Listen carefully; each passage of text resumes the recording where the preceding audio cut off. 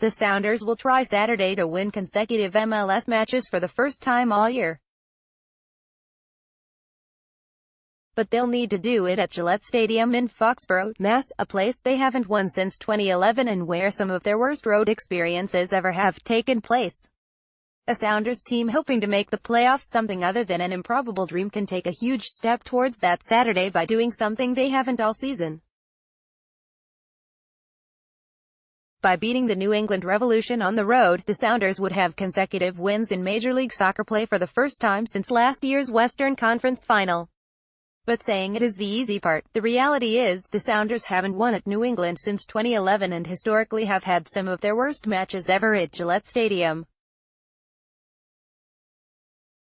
Some of why the Sounders haven't won consecutive games this year is evident right now. The team is about to finish a stretch of 3 matches in just 7 days. Beyond a quirky schedule with huge gaps followed by games bunched together since CONCACAF Champions League play in February and March, the Sounders have battled injuries and absences throughout that's prevented players from performing in their usual roles. That changed somewhat on Wednesday, when veteran striker Will Bruin notched his first 2-goal game of the season in a 2-1 win at Colorado. Having offensive talents like midfielders Nicolas Lodeiro and Victor Rodriguez back firing at full strength has removed pressure from a banged-up Bruin to carry the offensive load on his own. In the short term, it's good, Bruin told reporters afterwards, in quotes supplied by MLS. We get some goals, the guys, we get a win, start playing with confidence, get the ball rolling a little bit. But we've got a quick turnaround in New England, so we've got to be realistic with it. We're still not where we want to be, but it's something that we can build on now. We haven't had a lot of moments like this to build on, and I think it's a good one. Bruin's first goal was typical of so many of the 66 scored throughout his career, finding himself in the right place at the right time and burying his chance after the ball deflected directly to him. His second, game-winning marker came off a nice play by Christian Roldan and good ball in from Rodriguez. Once again, Bruin didn't miss his close-range opportunity. In essence, Bruin is a finisher that relies heavily on others to build up the play. He isn't going to blow by defenders on his own, or handle the ball like a wizard. His biggest strength is finding open space and waiting for others, like Rodriguez and Lodeiro, to use their creativity to create chances and get the ball to him. For the first time all year, that's started to happen. Things should get even more interesting 8 days after the New England game when Peruvian striker Raul Ruidíaz is expected to make his Sounders debut at Atlanta. The trick for the Sounders has been to avoid falling so far out of a playoff spot that Ruidíaz's arrival won't impact the team's postseason fortunes this year.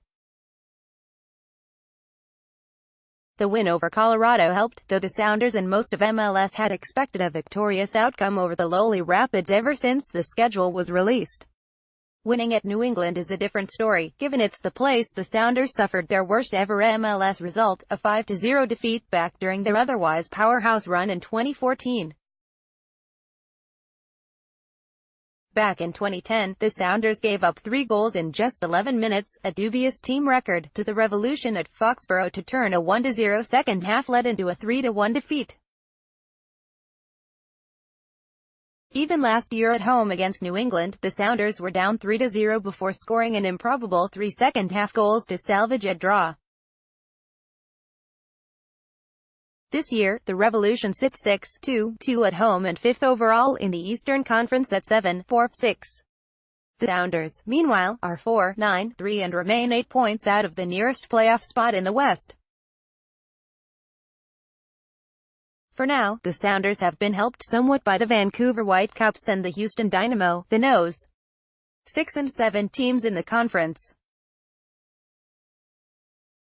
Whitecaps dropping 2 in a row and the Dynamo earning just 1 point their 2 prior matches has enabled the Sounders to whittle the playoff gap to single digits. But a loss or draw at New England could cause that gap to reach double digits again. And with the Sounders going into next weekend's match heavy road underdogs against top-rated Atlanta United FC, things would likely get worse before they get better. In other words, for the Sounders to take charge of their own fate, they need to surprise some folks with a second straight win Saturday. Sounders coach Brian Schmetzer knows most of his current squad wasn't around in 2014 or 2010 for the previous Gillette Stadium road disasters. But Schmetzer this week also lamented the overall difficulty of teams winning on the road in general. In that regard, given the extended travel to New England and the bunched-up schedule, it would hardly surprise anyone to see the Sounders get pounded again. Problem is, they no longer have the leeway to allow for such setbacks. 2 games in 3 days on the travel, that's a challenge, Schmetzer said.